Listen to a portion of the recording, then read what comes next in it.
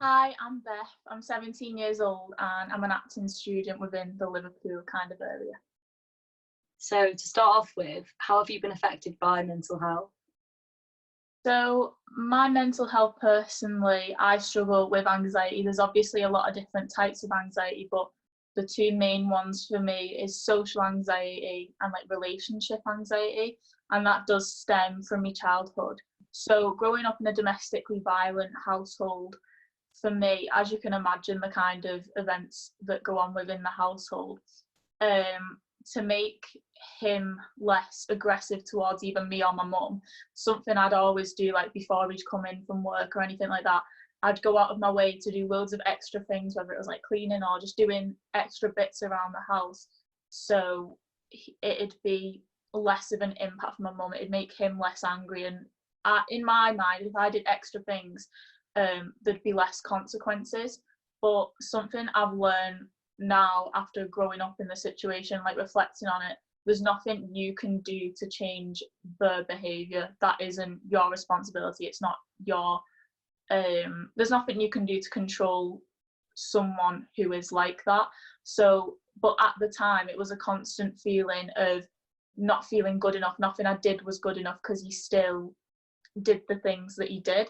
But then luckily me and my mum and my brother got out of that situation, but we were homeless for a bit. Luckily in the end we had a few friends' houses we could stay at for a couple of weeks until we moved into a women's refuge, and it wasn't a nice place. It wasn't very comforting. And at the time I was in year 7 when I was homeless, so I wasn't in school. I think it was for like a month or 2 months. At the time in year 7, I had one friend as it was, and growing up in that household, I was used to being on my own. I wasn't allowed friends. I wasn't allowed anything really. I wasn't allowed a proper childhood. But whenever I did have friends around, I ensured it was when he wasn't in, sort of thing. It was just a very controlling environment. So something I did learn from being in the women's refuge was there's like a sense of freedom, and it brought me and my mum like really close. Like she's literally my best friend, strongest woman I know. But when going back into school, you obviously growing up I had these thoughts anyway, but I don't think mental health is truly spoken enough about in education as it was, because every single day I'd have these thoughts like, what's the point, it's not good enough, you're not doing good enough. And it applied in every aspect of my life. So if I went into school, I didn't think my schoolwork was good enough, and I was constantly trying to be a perfectionist and do more just so there wasn't that consequence. And I applied my past into every situation. But I remember going to my friend's house one time. This was like after everything had like moved over, after the women's refuge, and we'd got this house and everything. And I went to my mate's house and I spilt like a glass over. And in my childhood, if I spilt a glass, it was like this massive thing. I'd get like absolutely screamed at for it. And I remember I spilt a glass of water at my friend's house at a meal. And I was like, oh my God, I'm so sorry. And like I was like rushing to pick it up, and they were like, it's fine. And they laughed it off. And I was just like, it it was when I started going to my friends' houses that I realised it wasn't normal. Because anyone who's been in a like domestically violent household, like you grow to believe it's normal. Like you don't see an issue with it because it's all you've ever known. So like I only realized how bad it like of a situation I was in until like I grew up and I was out of the situation. And um for me, because it wasn't spoken about in school or anything, I only found out about mental health through social media and things. And I didn't know the difference between an irrational thought and like a regular thought. So I just thought what I was thinking was like I deserved it, sort of thing. But I then learned about anxiety, and I applied to a lot of the like criteria that was talked about. And it was mainly at first when I was younger, like in year 7, sort of thing, social anxiety, because obviously when I was in the women's refuge, it was like the worst thing that could happen if I was to bump into him in public. So whenever I'd go out, it's just anxiety. It's one of them. Like you can feel anxious, and then there's actually having anxiety. Like, you can feel anxious towards a job interview, but with anxiety, simple everyday things that people wouldn't think twice about, you overthink so much. Like, I remember leaving the house to go to school, you're constantly looking for every kind of exit in case something happens, and you feel like everyone's watching you, and you're always trying to look out and protect yourself in a sense.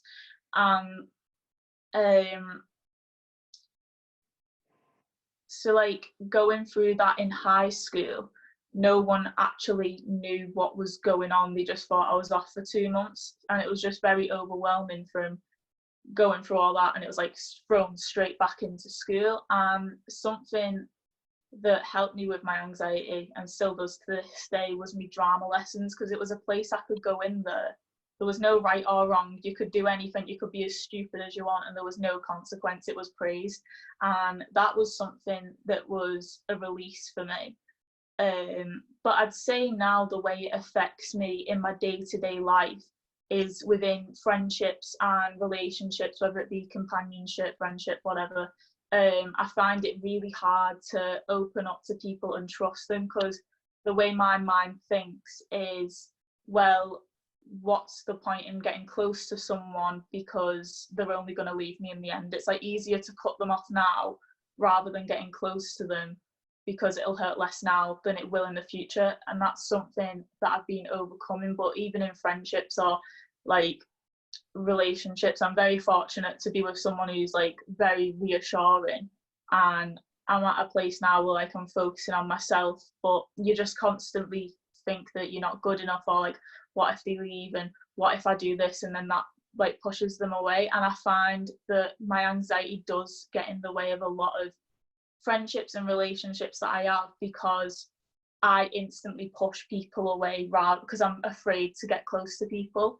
But I'm getting a lot better at that, and I've had to learn not to apply my past to like present situations. Like, not every man, not every person I meet is going to do the same things as he did, because they're not him. And that's something I've just had to learn, really. And I don't know how to word it. Like, not everything's going to have the same outcome, and there's no point stressing and worrying about things that I don't have control over anymore.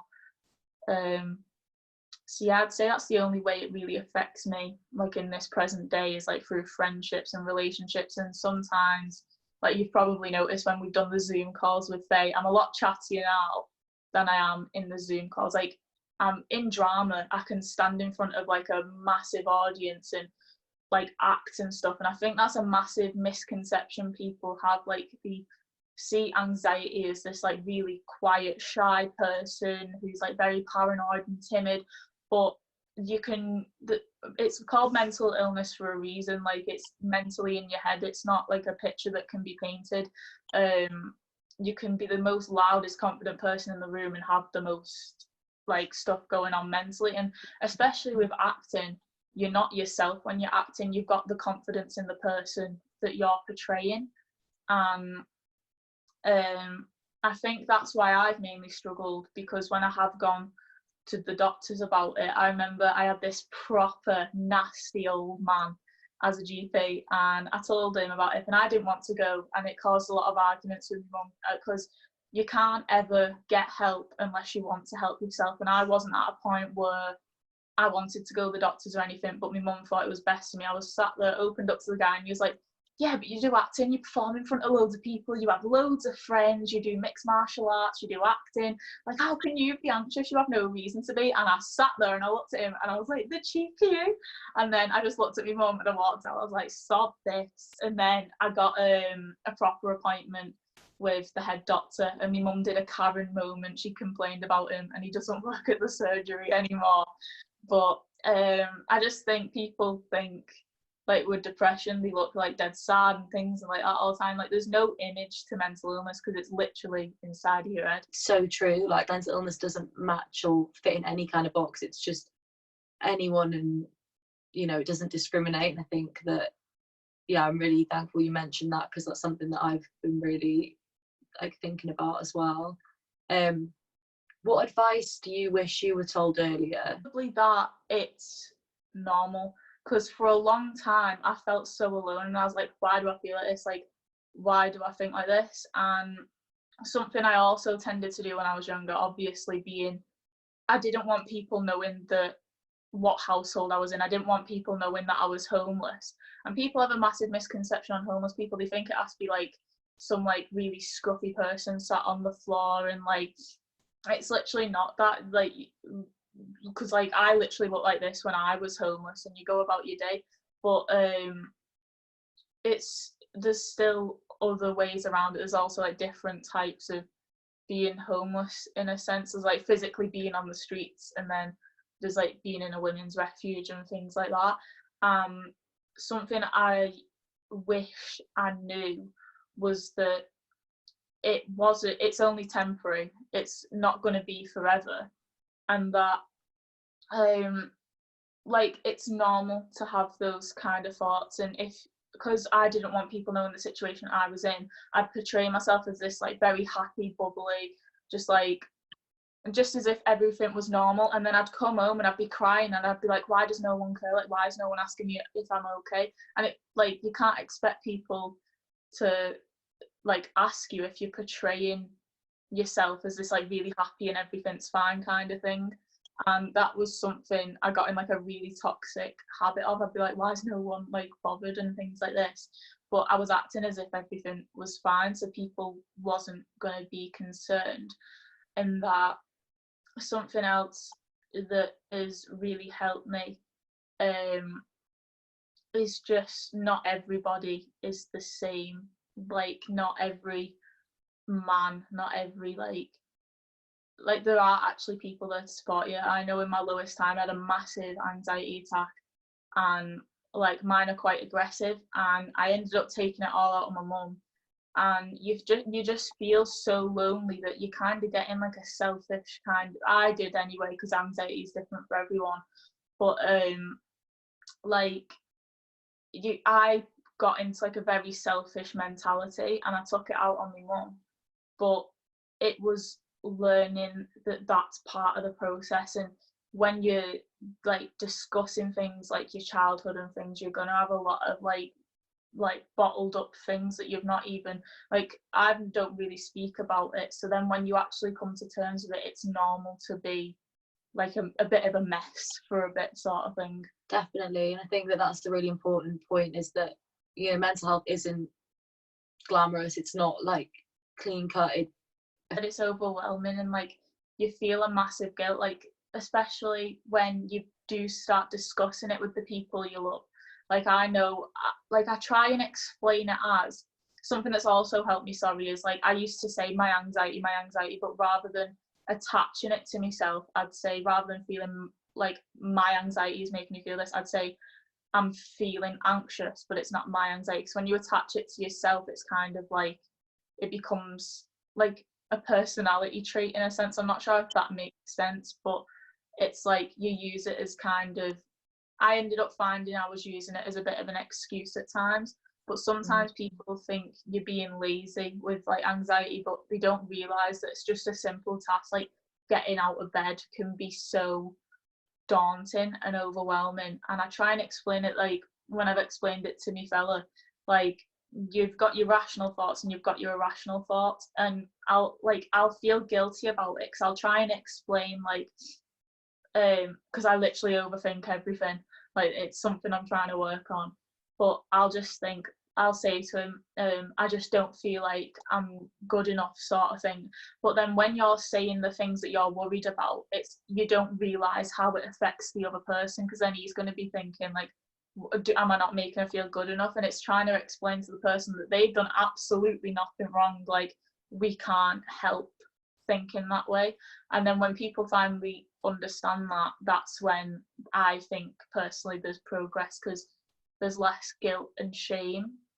But it's like learning to tell yourself like, no, I am good enough, and like having those like affirmations, rather than finding validation in what other people say. You need to find the validation from yourself, and you telling yourself, no, I am good enough, rather than the other person, because it's not the other person's responsibility to be sorting, like helping you. Like obviously they're going to, because they love and care about you, but it's not their responsibility at the end of the day.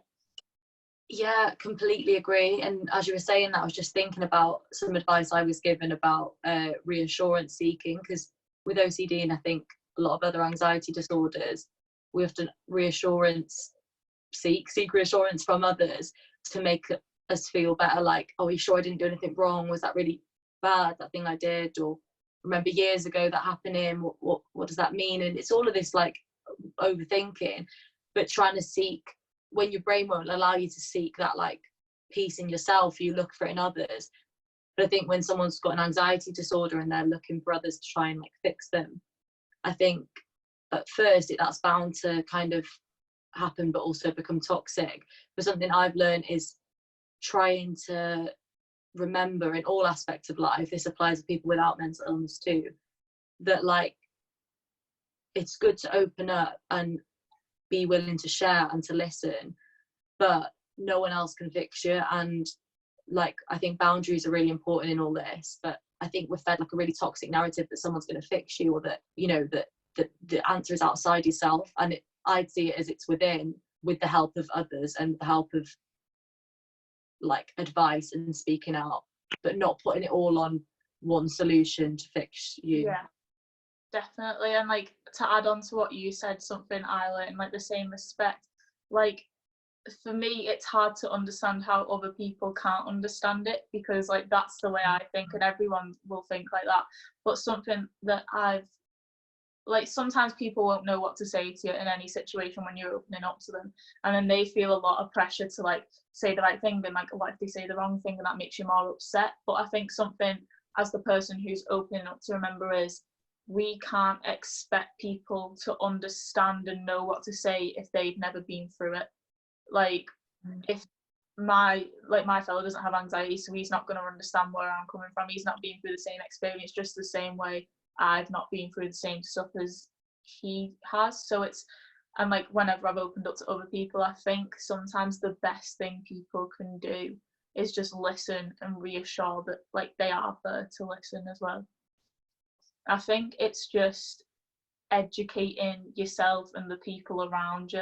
It's like, even if you don't experience mental health issues, like ensure that you're aware of it, because you never know when it's going to help someone. Like I remember, like obviously panic attacks and anxiety attacks do have like different kind of things to them, but like some of my friends experience panic attacks and sometimes I like experience anxiety attacks. But if you're like aware in that situation of what to do, you don't know who you're helping.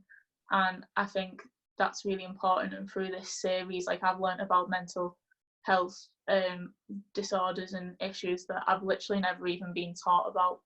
But I think it's just being aware, really. It's not a personality trait, and it's like, it's not a joke. It's something that needs to be taken like seriously. Thank you so much for being on here and opening up. It's been really lovely to talk to you. Thank you, you too.